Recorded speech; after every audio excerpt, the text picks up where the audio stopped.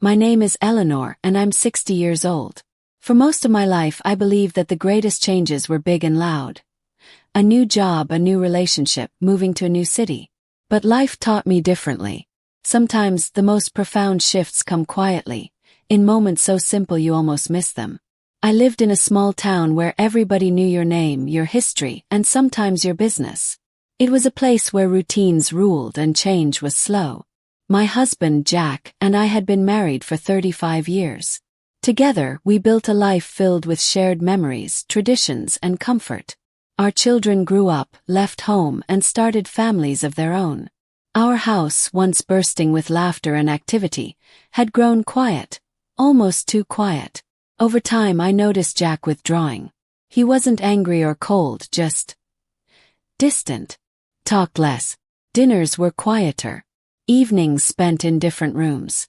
I tried to reach out to understand what was happening, but his answers were vague. "I'm just tired," he'd say, or "nothing's wrong." But I knew something was. One afternoon, after a routine doctor's appointment, Jack sat me down. He spoke softly, carefully. He told me he'd been diagnosed with early-stage Parkinson's disease. The words hit me like a storm. I was overwhelmed by fear, sadness, and uncertainty. But mostly I felt helpless. For weeks I struggled to adjust. Watching the man I loved slowly lose control was heartbreaking.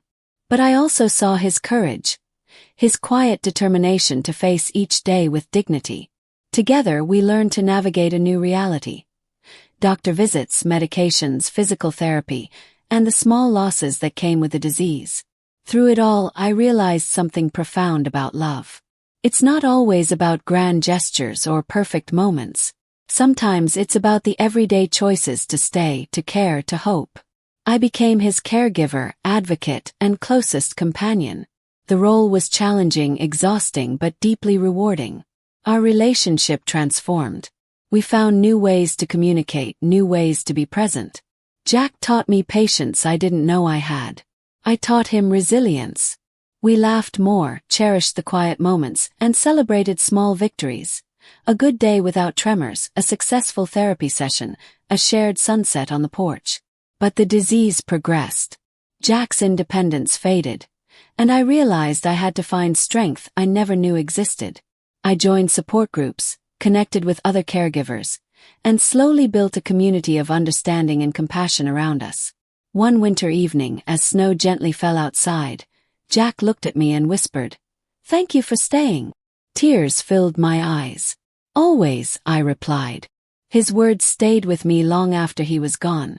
Losing Jack was the hardest goodbye of my life. But through the grief, I discovered a new beginning. I found myself again, learning to live with loss, to embrace hope, and to trust that love endures beyond presence. I started volunteering at a local community center, sharing stories with other seniors. I took up painting, capturing the beauty in everyday life. I reconnected with old friends and made new ones. Most importantly, I learned to cherish each moment, no matter how small. Life after Jack is different. It's quieter but fuller. I carry his memory with me like a gentle light guiding my way. And I've learned that sometimes a simple goodbye opens the door to a new chapter, one filled with resilience, grace, and unexpected joy. If there's one thing I want to share, it's this. Change is never easy, but it is often necessary. And love, in all its forms, gives us the strength to face whatever comes next.